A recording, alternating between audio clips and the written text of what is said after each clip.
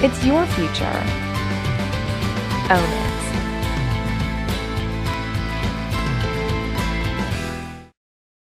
The Bert Show on all the hits Q100. When you look at that reality season, when you look back at it, if you had to do it all over again, would you do it or would you pass on it?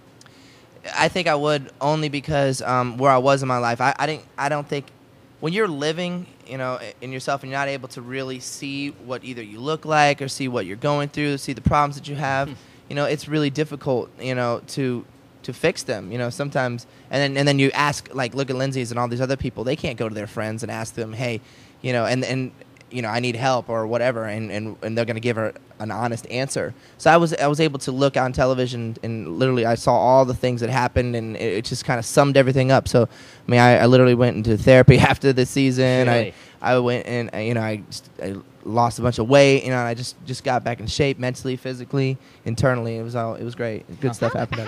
How much are you actually able to be yourself when there's cameras following you everywhere? Are you always aware of them following you when you're doing a reality show? Yeah, you're aware of them following you, and I mean, you sign up for it, but at the same time, I say this to people because a lot of people ask me the question, like, was it real? I mean, you guys look like you hammed up to the camera a little bit and all that stuff.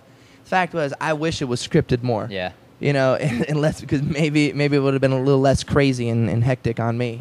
You said you were watching it, and then after that, you had to get into therapy. Like, what were you watching where you were thinking, all right, I got to get some help in this area?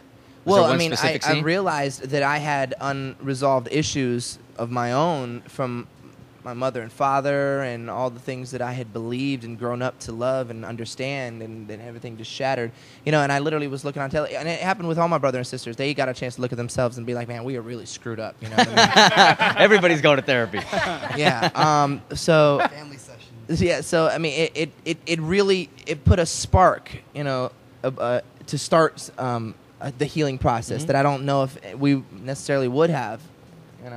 You think fans... intervention on yourself, because Yeah. most people don't get to see that. Yeah, but- I wouldn't yeah. want to watch it. I wouldn't want to watch me, no. my life unfold. Oh, no. And me with my siblings, no. It was nuts. Yeah, it was nuts, but it was good.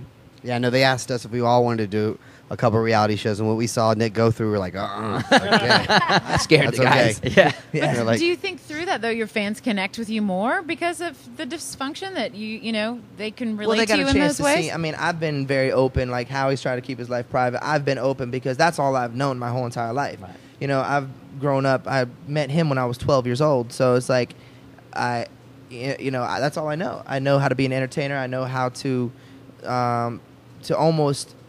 It's almost like, how can I explain it? It's like, I guess I am one with the fans. You know what I mean? It's almost like I have a relationship with the fans.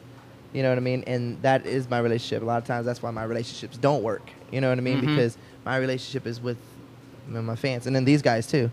it's like Nick, like he was saying, like he pretty much, this is all he knows. I mean, at the age of 12 years old, I can't even imagine. Like, I was at least 19. I had went through, high school. I had already, graduated 2 years of college and stuff like that. So I had a little bit of like, okay, what's reality and what's not. Like when him jumping into this at 12 years old, I couldn't even imagine, what you even grasp as reality and stuff like that. So Nick, when you're older, let's look into the future, right? And you're not single anymore, and you're married, and you have kids, and your kid comes to you and says, "You know what? I'm thinking about getting into the entertainment industry." He's 13 years old. What advice are you going to give him?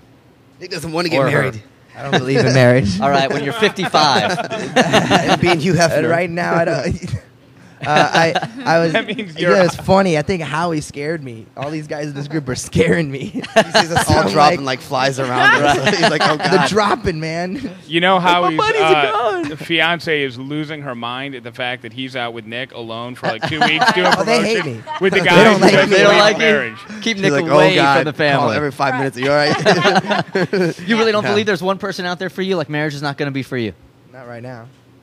I don't know how I'll feel He's in young, years to though. come. Yeah. I mean, I remember when I was 27, I wasn't thinking it. That was like the furthest thing from my mind. But I No, told him, I said, one day it'll change for you. Something will snap. You'll Wise. get tired You're of like, all I'm that old. craziness. Now hindsight is 2020. You talk about House of Carters, and you talk about just your past experience and how you entered the band when you first got there. You have the unique experience now about going back into it and doing it with your eyes wide open, and you know exactly what to expect. What is the one thing you're doing differently this time going into this tour than you did the first time? I mean, I think this time around, kind of like what you were saying, is that, I think we've grown a lot as a group. I mean, in the early days, we were just like, we didn't know what was going on. We didn't understand, what to think of in the future. Even like when it came boiling down to like simple, plain things of like contracts and legal stuff and knowing, it was just like, we were kids in a candy store. We were like on this roller coaster ride that was just going 100 miles. We were just trying to keep a hold of it. I think now that we've had a chance to take a couple breaks here and there and do it a little bit more of a, sane pace and stuff like that, this time around, I think we're a little bit more appreciative. First of all, we understand the business a lot more, especially since the business has changed so much since the time that we were at a height of everything, with coming out the first week's million sales and stuff like that. I mean, that was the time era that we went through that we don't know if it will ever be there again like that. So now it's like we had to really take a step back and really like learn. Actually, me and Nick the other day when we were talking to some of these radio programmers and learning the BDS reports and stuff like that, and listening and following what's about ads. And, I think we get it a lot more now than we did before. And I think you just come up to the station, you've got like $1,000, you give it to me, and I play the single. it's like, that's how it all illegal. works? That's what we found out just right? recently. I don't know. Give We us got the truck in the $1,000 back and we'll with all the- find out together. Right. So let's talk about, these guys are all here to bowl with you, so let's, get you guys on the lanes. But let's talk about the new CD. Like, how is it going to be different? What's the sound now? You guys happy with the way it all came out? Tell us about it. Well, we're still working on it. The first song, Inconsolable, was great because I think that it just. I mean, we had had another single picked with the record company, and then this song came in, and we were like listening to it over and over again. We were like, wow, there's something really familiar and good about this song, and then it just clicked, and it just felt like a BackStreet Boys song. It felt like one of those melodies in the songs that you have to listen to over and over again, and you don't get sick of it. And I was like, so that's why we went with that single. The whole entire, we love it. I mean, I absolutely love that song. I think it's one of the coolest songs since like More Than That or I Want It That Way, A Shape of My Heart that we've done in a long time. Going back to the roots, what we're best at doing, and singing big choruses and stuff. I don't want to get too deep into it. But then also the album itself, we're still recording. And, I mean, it's funny, we just got done recording. I mean, we're trying to outdo ourselves on this album. And every album, but this one in particular, when compared to Never Gone, I think we had just come back from like a 4-year hiatus or 5-year of not even doing an album, and trying to find our place in music nowadays was one of those things we were just trying to do, and then we had all these other things against us and stuff. So this album, I think, is starting to fit that pocket, starting to come back into place where I think what Backstreet Boys do best. I mean, we got dance songs on the record, and true Backstreet. I mean, we just recorded a song the other day with JC from NSYNC, and I think our minds are open for the possibility of just great music, and we just want to have music that we can perform on, because we're a touring band. We want to get on the road. We want to put these extravagant shows on like we did back in Millennium and Black and Blue days. So I think the album overall is I think we got a couple more songs definitely to record, but it's going to be amazing, and we're really excited about it. Is the sound significantly affected by the change in the band? Obviously, one less band member. Believe it or not, I think a lot of people thought that it was going to, sound a little bit, less fuller, or a little bit more empty sounding. But I think always in the past, we always, believe it or not, we never had just 5-part harmony on any of